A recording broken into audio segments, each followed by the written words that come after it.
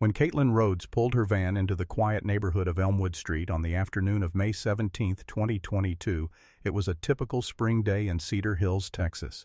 The sun hovered just past its peak, casting long shadows from the tall oak trees lining the street. It was the kind of neighborhood where people mowed their own lawns, waved at each other from driveways, and rarely locked their doors. Caitlin was running a little behind schedule that Tuesday. She had texted her mother around 1:15 p.m., saying she had 2 jobs left. Small yards, in and out quick. The last address, 1840 Elmwood Street, had come in as a same-day request from a client she hadn't worked for before, booked through the lawn service app she used to manage KR Lawn Care. She had taken it because it was nearby, and she needed the extra income that week. Her van, a 2006 white Ford Transit, was parked at the curb in front of the house just after 1:45 p.m. The neighbor across the street, Mrs. Darlene Cooper, later told police she noticed Caitlin unloading the mower. "She waved at me, looked cheerful, had earbuds in. I didn't think anything of it," she said. That was the last confirmed sighting of Caitlin Rhodes. By 5:30 p.m., Caitlin hadn't returned home. Her mother, Rachel Rhodes, wasn't worried at first. Caitlin sometimes stopped at the store or grabbed food before heading back. But when 6:30 p.m. came and Caitlin still hadn't responded to texts or calls, Rachel felt the first twinge of unease. It wasn't like Caitlin to be out of touch for long, especially not while working. Her phone was usually in her back pocket, and she was known for quick replies. By 7:15 p.m., Rachel tried calling again. The call rang through, then went to voicemail. She called Caitlin's younger brother, Eli, who hadn't heard from her either. Rachel paced the living room, phone in hand, waiting. She told herself not to panic. Caitlin was responsible, careful, and never took risks. Still, by 8 p.m., something felt deeply wrong. Rachel got in her car and began retracing her daughter's usual service routes. She checked the addresses Caitlin had lined up that day, calling the 2 clients Caitlin had visited earlier. Both confirmed she had been there. Polite, efficient, nothing unusual. Then Rachel drove to the last known address, 1840 Elmwood Street. Caitlin's van was still there. It was parked neatly at the curb, driver's side window cracked slightly. Rachel felt a rush of relief. Maybe Caitlin had gotten stuck fixing equipment or needed help. But when she knocked on the door of the house, no one answered. The porch was quiet, the lights off inside.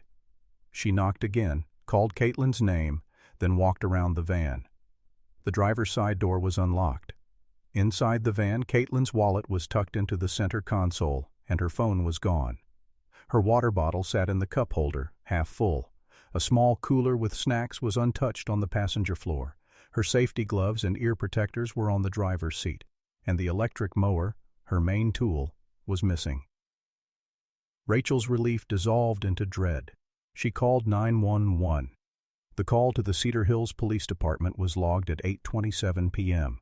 Rachel's voice was shaky but clear. "My daughter's van is here, but she's not, and her equipment is gone. This isn't right." Within 30 minutes, Officer Sean Keller arrived at the scene. The neighborhood was still, the sky turning dusky blue as the day gave way to evening. Porch lights flicked on along Elmwood Street, casting pools of light onto well-trimmed lawns. The house at 1840 Elmwood remained dark.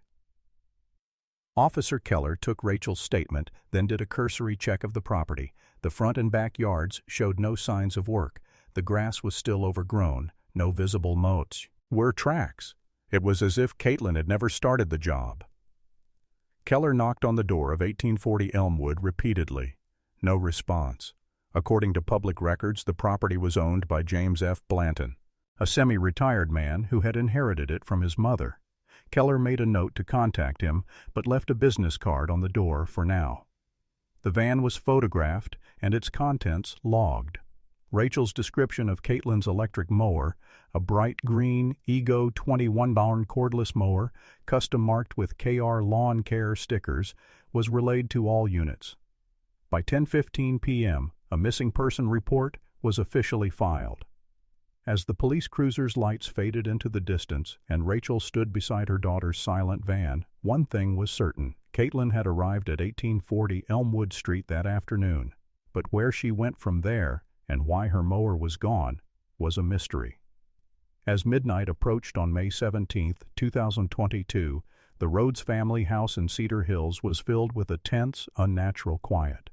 Rachel sat at the kitchen table, Caitlin's work schedule printed out in front of her, each completed job crossed off with a shaking hand. Her son Eli, only 22, paced the living room, stopping every few minutes to look out the front window, hoping to see headlights that never came. By 12:30 a.m., Officer Sean Keller returned to the Rhodes home to give an update. There wasn't much to report. The house on Elmwood remained dark and unoccupied. Attempts to reach the homeowner had failed.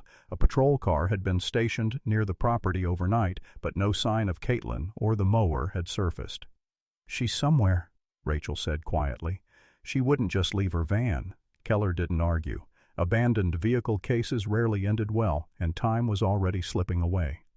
By 7 o'clock a.m. the next morning, the Cedar Hills Police Department escalated Caitlin's case to active missing person status. Her photo was circulated to local media, and KR Lawn Care's social media page was flagged for tips. Volunteers began calling hospitals and checking shelters. No one matching Caitlin's description had checked in. Caitlin's phone remained unreachable. The last pinged location provided by the cell provider was Elmwood Street at 2:02 p.m., just 15 minutes after she was seen unloading her equipment. After that, the phone either shut off or was destroyed. Detectives began door-to-door interviews along Elmwood. Most residents hadn't noticed anything strange. A few remembered Caitlin's van. One elderly man across the street, Mr. Bernard Taylor, said he saw a white van and someone in green, likely referencing the color of her electric mower, but no one reported screams, loud noises, or any disturbances. Officer Keller and Detective Maria Vasquez, assigned to the case, returned to 1840 Elmwood Street. The house was still locked up tight. Keller managed to reach James Blanton, the homeowner, by phone around 10:45 a.m. Blanton, who lived in Waco, was surprised and confused. "That place hasn't been rented in months," he told Keller. "I've been trying to sell it, but it's just sitting empty. No lawn service scheduled either." That was the first major red flag. Caitlin's appointment at 1840 Elmwood had been booked through her service app, but the owner hadn't requested it. Detective Vasquez contacted the lawn service app's support line. After a tense call, the company provided the job request log. The booking had come through at 11:12 a.m. on May 17th from a user account named jblanton184@gmail.com. At first glance, it looked legitimate, but when investigators traced the IP address, it didn't match James Blanton's home or devices. The account had been created just one day before Caitlin's disappearance. The contact number provided on the booking form led to a disconnected burner phone.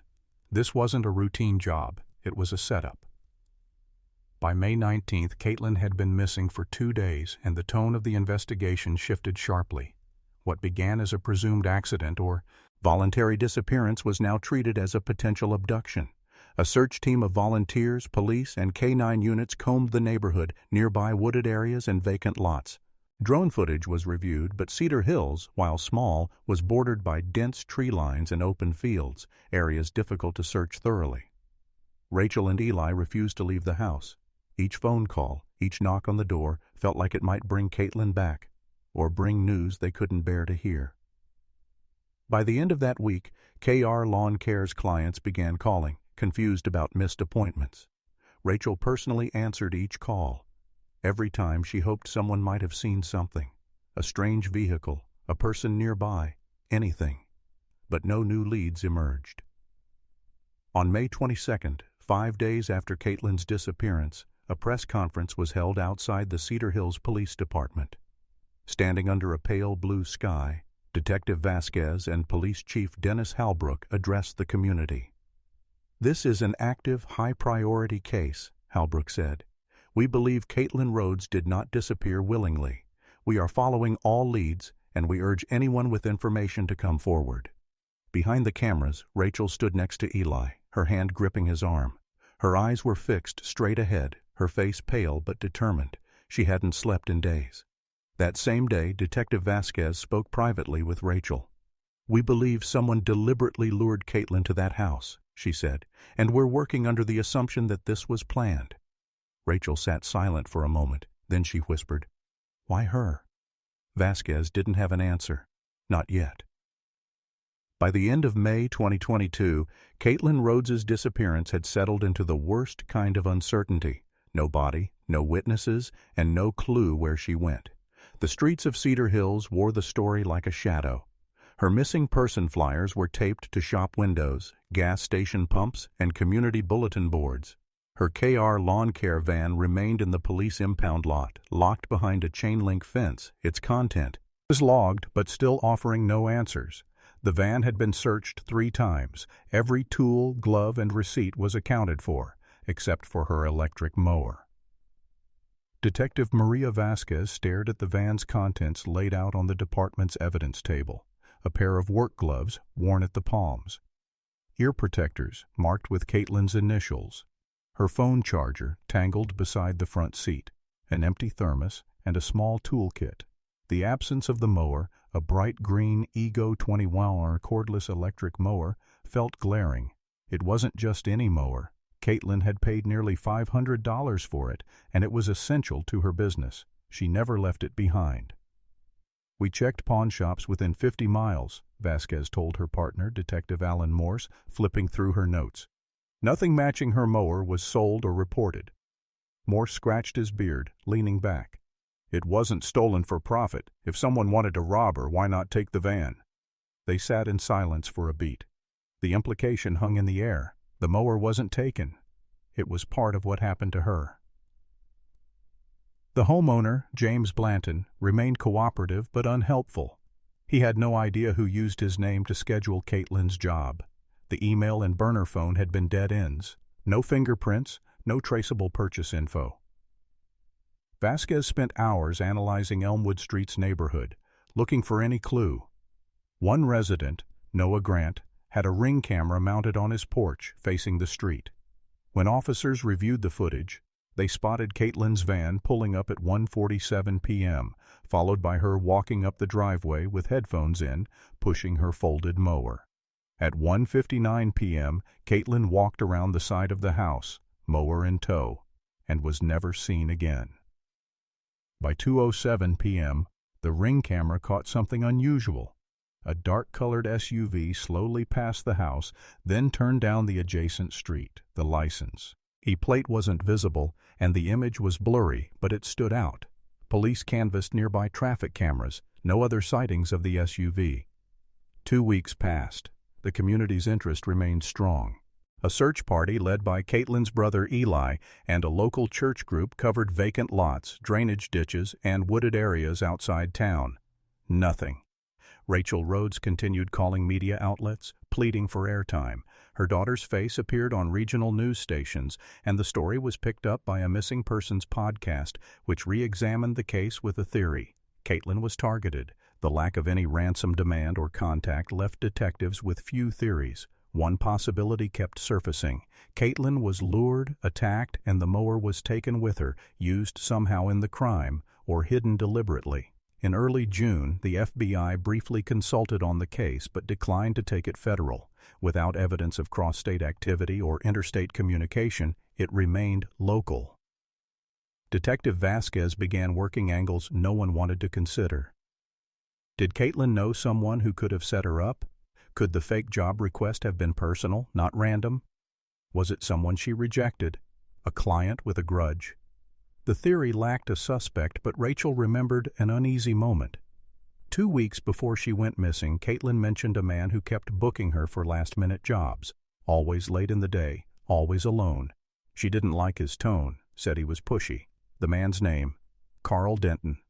He had used the service app before, but his account had been dormant for a month. When police contacted him, he denied knowing Caitlin personally and had a verified alibi for May 17th. Again, the case stalled. By July, nearly 2 months after Caitlin vanished, heat waves gripped Texas and the search slowed. Rachel kept pushing. She posted a $10,000 reward for any information leading to Caitlin or her mower. But Cedar Hills was growing quieter. People stopped asking daily, stopped checking in. For Rachel and Eli, each silent morning stretched longer. Then came August 24th, and the first break in the case. At 10:15 a.m., a call came into the Cedar Hills Police Department from Dwayne Ellis, a mail carrier. He had noticed an overgrown backyard at 218 Rosemont Drive, across town from Elmwood. The house had been vacant for years, owned by a holding company that managed foreclosures. "I saw something weird behind the fence," Ellis told the dispatcher. "Looks like a mower. It's just sitting there." Officers responded within the hour. In the backyard, hidden behind a rotting wooden fence, partially covered in vines and debris, sat a bright green electric mower, KR Lawn Care sticker barely visible under the grime. Detective Vasquez arrived on scene. Her breath caught. It was Caitlin's mower. Still intact, battery still installed, and most unsettling, grass clippings dried across the blades. The moment Detective Vasquez saw the green electric mower half buried in weeds behind 218 Rosemont Drive, her mind shifted into sharp focus. The house was listed as vacant, yet Caitlin's mower had somehow ended up there, 3 months after she disappeared. Photographs were taken from every angle. The KR Lawn Care sticker on the mower's handle was faded but unmistakable. Vasquez reached for gloves and gently tilted the mower back, inspecting the underside. The dried clippings stuck to the blade were light, fine grass, different from the thicker, patchy Bermuda grass that surrounded the house. "This mower hasn't been used here," she muttered. A forensics team arrived and carefully bagged the mower for transport. Soil samples were taken from the mower's wheels, blades, and battery compartment. It would take days to process everything, but Vasquez felt a shift. For the first time in months, they had something tangible. The backyard of 218 Rosemont was overgrown, fence warped and broken, windows boarded. According to property records, the house had been foreclosed in 2019, owned since then by Syntex Property Holdings, a company based in Dallas. There were no tenants, no utility accounts active, no reason for anyone, especially Caitlin, to have been there. That night, Rachel Rhodes sat at her kitchen table as Vasquez broke the news. Across from her, Eli froze, his hand gripping the edge of the table. "They found her mower?" Rachel's voice was barely audible. "In a backyard, abandoned," Vasquez said. "We've confirmed it's hers." Rachel covered her mouth, eyes welling up. "Does that mean she was there?" Vasquez hesitated. "We don't know yet, but the mower didn't get there on its own." Silence stretched through the room. For months, Rachel had imagined her daughter lost, hidden, maybe even alive somewhere. The mower's discovery shattered that illusion. If someone had taken Caitlin's equipment and dumped it at a vacant house, it meant intentional concealment. The forensics report came back 4 days later. Soil from the mower's wheels matched Elmwood Street, confirming Caitlin had used it, at least briefly, at the site of her last known job. More revealing was a tiny sample of distinctive tall fescue grass embedded deep in the blade area, grass not common in the Rosemont yard, nor in most of Cedar Hills. Botanists at the State Agricultural Lab analyzed it and narrowed it down. The clippings likely came from Riverside Park, an overgrown city-maintained greenbelt about 2 miles from Elmwood Street. Detectives searched Riverside Park and its trails, but found no signs of Caitlin or further equipment. Still, the clue suggested movement. Someone transported the mower from Elmwood, possibly through the park, and left it at Rosemont. Detective Morse reviewed utility pole cameras near Rosemont. Finally, a breakthrough. A white pickup truck was seen turning onto Rosemont Drive at 3:14 a.m. on June 6th, headlights briefly illuminating the side of the abandoned house. The video quality was poor, but it was enough to obtain a partial license plate. 3 weeks later, police located the truck, Regis. Tiered to Travis Benning, 42, a local handyman with minor prior offenses. He lived 2 streets from Elmwood, and records showed he had once been hired by James Blanton for minor repairs at 1840 Elmwood Street, the house Caitlin was supposed to work at. When questioned, Benning denied involvement. "I didn't take no mower," he said. "I work odd jobs. I mind my business." He admitted being near Rosemont. "I dump old scrap there sometimes," but denied knowledge of Caitlin or the mower. Officers searched Benning's property but found nothing linking him to Caitlin. No DNA, no evidence of her presence. The mower had no prints, likely wiped clean or weather-worn. Benning was released. With no arrest, Rachel Rhodes stood at a podium outside the police station on September 2, 2022, clutching a photo of Caitlin taken the week before she vanished, sunglasses perched on her head, smiling by her van. "I don't know who took her, but someone knows something," Rachel said, her voice strong despite trembling hands. "My daughter is not just a name on a poster, she is real, and I will not stop looking for her." That plea echoed through the community. Local news ran nightly segments, and social media lit up with theories. Some said Caitlin was targeted, others whispered about Benning's past. Still, the police needed more. Detective Vasquez, staring at the photo of the mower again, noticed something strange. A thin scratch along the handlebar, not present in earlier photos. Upon closer examination, traces of dried blood were detected under the handle. DNA results were pending, but Vasquez knew the mower wasn't just abandoned. It was used, possibly in a struggle. The blood on the mower handle was the first forensic evidence to confirm what Rachel Rhodes had feared all along. Caitlin had been hurt. DNA testing confirmed the blood was a 99.9% match to Caitlin's sample taken from her hairbrush at home. Detective Vasquez sat with Rachel and Eli in their living room when she delivered the news. "I won't lie to you," Vasquez said. "This means Caitlin was with the mower. Likely when it was moved. The amount of blood was small, but it's consistent with an injury. We don't know if it's significant." Rachel stared out the window, her voice almost inaudible. She was alive. When they moved it. Eli clenched his jaw. "So where the hell is she?" That was the question everyone wanted answered. The mower had been left behind 218 Rosemont Drive, a property owned by a real estate holding company that hadn't visited the site in over a year. Vasquez re-examined the location in detail. It was 6 miles from Elmwood Street and adjacent to an alley that provided hidden access from the back road. Neighbors near Rosemont were used to seeing the occasional trespasser. The house had become something of a forgotten place, a dead zone in the middle of town.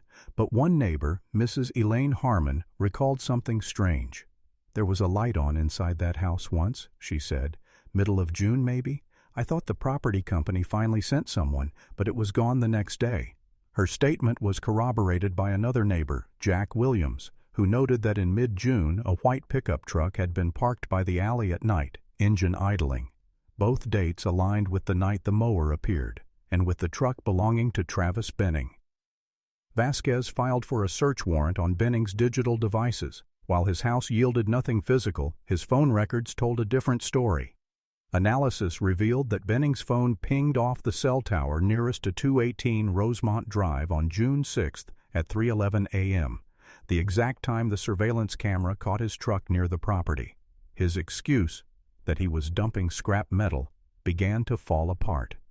More troubling, metadata from an old phone of Benning's, recovered from a drawer, revealed that in May 2022 the device accessed a Wi-Fi network named Blanton Home Wi-Fi, the network at 1840 E. Elmwood Street, the last place Caitlin was seen. It placed Benning at the Elmwood house sometime before the disappearance. Detectives now had motive and opportunity. Benning had access to the vacant Elmwood house and likely knew it was unoccupied. It also became clear that he had scheduled the fake lawn job under James Blanton's name, using a burner phone and fabricated email. But there was still no sign of Caitlin. Frustrated by lack of progress, Rachel Rhodes took matters into her own hands. With Eli's help, she organized a search of the abandoned house on Rosemont. With volunteers, they combed the backyard and alley.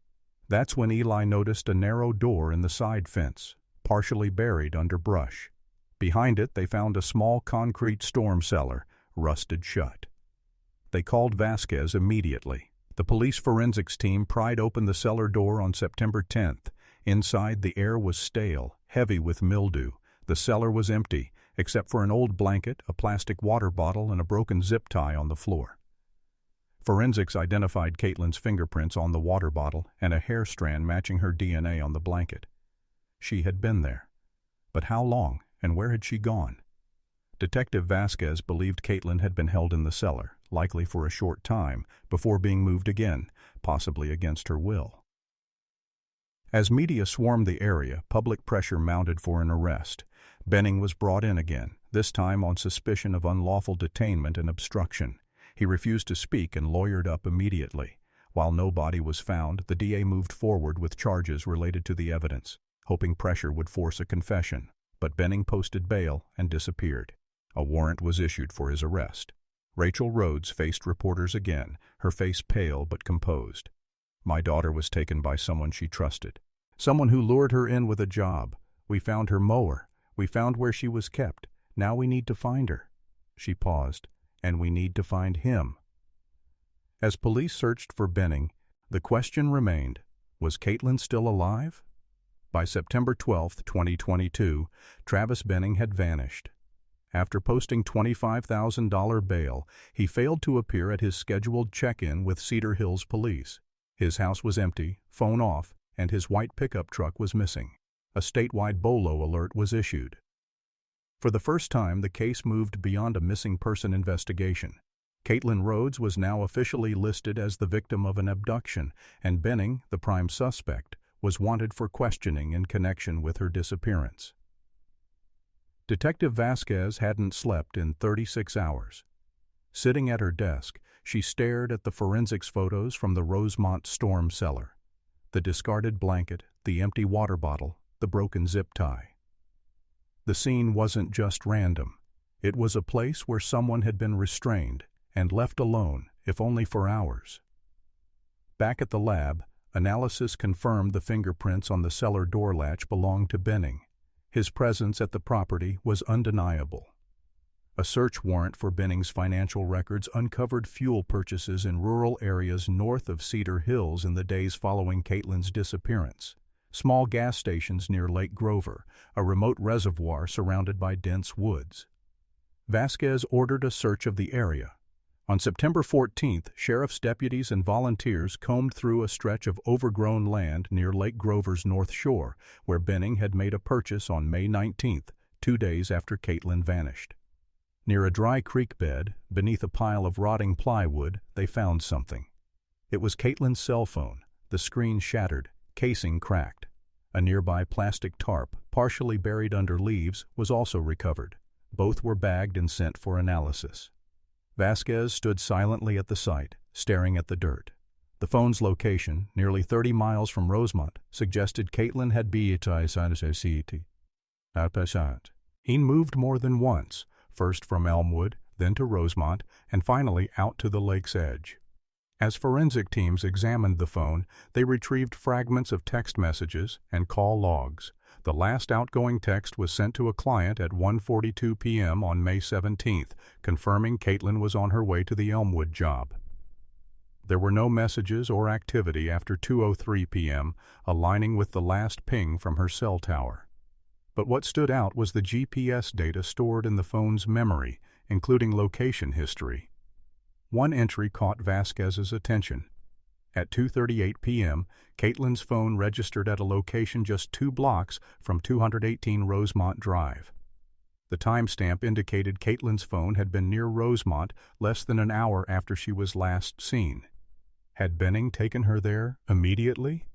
Back in Cedar Hills, public tension was rising. News stations aired Benning's mugshot, warning residents to be cautious. Rachel Rhodes appeared again on Channel 9, her voice cracking. "He's running because he knows we're close. I believe Caitlin's still out there. I have to believe that." Police received multiple Benning sightings, most false leads. Then, on September 16th, a hunter in the woods near Shelby Creek, about 45 miles east of Cedar Hills, reported a white pickup truck parked off a trail. Deputies responded immediately. The truck, verified as Benning's, was abandoned, engine cold. Inside they found food wrappers, bottled water, and a road map marked with hand-drawn routes, one of which led directly to Oak Hollow, a defunct RV park deep in the woods. Officers swarmed the RV park that evening. The area was overgrown, filled with derelict trailers and collapsed shelters, remnants of a failed development from the early 2000s. Inside one of the abandoned RVs, officers found a makeshift bedding area, a sleeping bag, canned food, and a journal. The journal, in Benning's handwriting, contained short, fragmented entries detailing his fear of being watched and a belief that they won't stop looking. One entry read, "I didn't want to hurt her. She just wouldn't stop fighting." It wasn't supposed to go like this. Another. I left her near the old bridge. I had to. Too much heat. It's done. That night, the old Shelby Creek Bridge became the focus. Officers, now joined by state police, launched a night search using floodlights and K-9 units. Under the bridge, near a stone embankment, the search dog alerted. There, under a pile of branches and debris, they found a duffel bag. Inside was Caitlin's work uniform, blood-stained. Forensics later confirmed the blood matched her DNA. No body was found. But the evidence now painted a clear, horrifying picture. Benning had lured Caitlin to Elmwood, moved her to Rosemont, and eventually transported her to Shelby Creek, where she was likely injured or worse. The manhunt for Benning intensified. Rachel Rhodes was informed that Caitlin's uniform had been found. She collapsed onto the couch, Eli beside her. "She fought," Rachel whispered. "She fought so hard." Detective Vasquez stood in the doorway, feeling the weight of those words. And outside, the woods held the last pieces of Caitlin's story, waiting to be uncovered. By September 18, 2022, the forested area around Shelby Creek was crawling with law enforcement. Travis Benning, now officially wanted for kidnapping and suspected homicide, was believed to be hiding somewhere in the dense woodland stretching along the creek's eastern ridge. A temporary command post was set up at an abandoned visitors' lot near the old bridge. Deputies, state police, and 2 U.S. Marshals worked in shifts, scouring every cabin, trail, and ravine. Dogs combed the underbrush while thermal imaging drones searched from above. Detective Maria Vasquez hadn't slept in 2 days. She stood over a regional map, red markers noting Benning's known movements, from Elmwood to Rosemont to Lake Grover, and now Shelby Creek. The route painted a pattern. Benning had been hiding in places he once worked, old sites, forgotten by most. It was Marshal Keith Rudd who made the breakthrough. Back in 2015, Benning worked demolition out at Briar Hollow Mill, he said, tapping a spot 7 miles south of Shelby Creek. Old lumber plant, half torn down, perfect place to hide out. The Briar Hollow site had been condemned for years. The main buildings were collapsed, but the basement level, a concrete storage area, remained intact. At 3:30 p.m. that afternoon, a tactical unit approached Briar Hollow with caution. No electricity, no clear entrances, just broken fences, graffiti, and the hum of insects in the heavy Texas heat. Near the back, they found Benning's boot prints in the dirt, leading into a side stairwell, partially blocked by debris. They moved in slowly, flashlights cutting through dust and darkness. Inside the basement chamber, lit by a single camping lantern, they found Travis Benning, curled up on a thin mattress, handgun in his lap. He looked thin, disheveled, eyes wild. When ordered to stand, Benning didn't resist. He dropped the weapon and raised his hands, whispering, "It's over." Back at Cedar Hills PD, Benning was placed under maximum security watch. He refused food and spoke only in fragments. Detectives feared he might attempt suicide. 2 days passed before he agreed to talk. In a small interview room, Detective Vasquez and DA Mark Lively sat across from him. The recorder clicked on. Vasquez leaned forward. "Where is Caitlin Rhodes?" Benning stared at the table. His voice was low, almost detached. "I didn't plan to hurt her, just needed her to do the job, then leave." Vasquez remained silent. Benning continued. "She got scared. I told her to stay in the cellar till it cooled down. I was going to let her go, but she fought me, screamed." He paused, swallowing hard. "Things go out of hand. She hit her head on the wall, went still." Lively's voice was sharp. "Did you kill her?" Benning shook his head slowly. "I don't know. She wasn't breathing. I panicked." Vasquez's heart pounded. "Where did you take her?" He hesitated. "Near the ridge, the old mining pit. Everyone in Cedar Hills knew the place. Gallows Ridge, a deep limestone quarry, long abandoned. Dangerous terrain, unstable. Rumors said people dumped garbage, even bodies, there." The next morning, search teams gathered at Gallows Ridge, wind whipping through the canyons. K-9s, drones, and rappel teams descended the craggy slopes, searching for the last trace of Caitlin. Near the south rim, tangled in brush, a searcher found fabric. Caitlin's missing glove, stained, torn. Nearby, at the base of a rock outcrop, a shallow depression in the earth revealed human remains, partially buried, degraded by time and weather. The medical examiner confirmed it 2 days later. Caitlin Rhodes had been found. She had died from blunt force trauma, consistent with a fall or strike to the head. Time of death estimated within 24 hours of her disappearance. Rachel Rhodes received the news at dawn. She didn't speak for several minutes. Then she stood, walked to Caitlin's room, and sat on her bed, staring at a photo on the nightstand. Caitlin in her work shirt, smiling, wind in her hair. "She came home," Rachel whispered. The town of Cedar Hills held a vigil that Friday evening. Over 300 people gathered at Riverside Park, candles flickering in the breeze. Rachel, standing before them, said simply, "Caitlin was brave. She worked hard, she helped people, and she fought to the very end." In the weeks following the discovery of Caitlin Rhodes's body at Gallows Ridge, the people of Cedar Hills were left to reckon with the void her absence created. What began as a routine workday for Caitlin had become a long, painful story of loss, not only for her family, but for the town that had come to know her through search efforts, community vigils, and the unwavering determination of her mother, Rachel Rhodes. The official cause of death listed by the state medical examiner was blunt force trauma to the head, consistent with either a violent impact or a fall. Time of death was estimated to be within 24 hours of her disappearance on May 17, 2022. There were no drugs or alcohol in her system, no other major injuries, only bruising on her wrists, likely from restraints. She had been held captive briefly, then discarded in the wilderness by a man who tried but failed to erase his crime. Her funeral was held on October 1, 2022, at Cedar Hills Community Church, where Caitlin had been baptized as a child. Over 400 people attended, not just family and friends, but clients, neighbors, classmates, and total strangers who had followed the case. The service was simple, as Caitlin would have wanted. Her favorite song, "Take It Easy" by the Eagles, played softly as mourners entered. Rachel spoke, holding onto Caitlin's childhood photo, messy hair, missing teeth, beaming at the camera.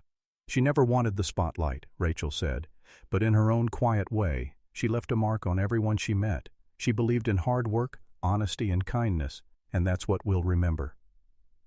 Caitlin was buried at Oak Meadow Cemetery, next to her grandfather, a man she'd once helped build a garden for in the summer before he passed. Her KR Lawn Care cap, cleaned and carefully preserved, was placed inside her coffin. Meanwhile, Travis Benning remained in custody at the Bexar County Jail in San Antonio, transferred for security reasons after multiple threats were made against him locally. His mental competency evaluation delayed the trial for several months, but ultimately he was deemed fit to stand trial. The trial of the state versus Travis Benning began on March 6, 2023, in the Cedar Hills County Courthouse. Media gathered from across Texas, and the public gallery was full each day. Detective Maria Vasquez, who had led the investigation from the start, was the first witness called by the prosecution. She detailed the evidence trail: the fake job booking, the abandoned mower, the storm cellar, the blood evidence, and Benning's own written confession recovered from the journal in the RV park. A large evidence photo board displayed images of Caitlin's work tools, her van, and the map Benning had used to track remote areas. The defense, led by attorney David Colt, attempted to argue mental instability and lack of intent, portraying Benning as a man who panicked after a tragic accident. But DA Mark Lively countered with a timeline that highlighted premeditation. Benning's prior work at Elmwood, his creation of a fake client account, the purchase of a burner phone, his nighttime movements across multiple hiding spots. On March 27, 2023, after 3 days of deliberation, the jury returned a verdict: guilty on all counts, including kidnapping, second-degree murder, and unlawful concealment of a body. Benning was sentenced to life in prison without parole. Rachel Rhodes, sitting with Eli in the front row, closed her eyes and exhaled deeply as the sentence was read. Later, outside the courthouse, she addressed the crowd. "This isn't closure," she said. "There's no closing this, but we have truth, we have accountability, and now Caitlin can rest." In the months that followed, Rachel devoted herself to advocacy work, partnering with a statewide task force for missing women and contributing to safety reforms on freelance labor apps. KR Lawn Care was officially closed, but Rachel continued using its name, creating a foundation in Caitlin's honor that offered scholarships for young women in trades and small business fields. One of her first public efforts was to donate Caitlin's electric mower to Cedar Hills High School, where it was placed in a glass display case near the Vocational Training Center. Beneath it hung a brass plaque, in memory of Caitlin Rhodes, 1993-2. Show 22. A life of service, courage, and strength. Each spring on the anniversary of Caitlin's disappearance, the school hosts KR Day, where students volunteer for local yard work, small repairs, and community cleanup. The same kind of service Caitlin once offered with quiet dedication. On May 17, 2023, Rachel, Eli, and dozens of volunteers gathered at Riverside Park for the first Caitlin Rhodes Memorial Service. The weather was warm, the grass freshly mowed. A bench dedicated to Caitlin had been installed near the garden she once helped maintain. Engraved into the wood were the words, "She worked with her hands. She lived with her heart." As the sun set that evening, Rachel sat on that bench, Caitlin's worn gloves in her lap. In the quiet, she whispered, "You're home now."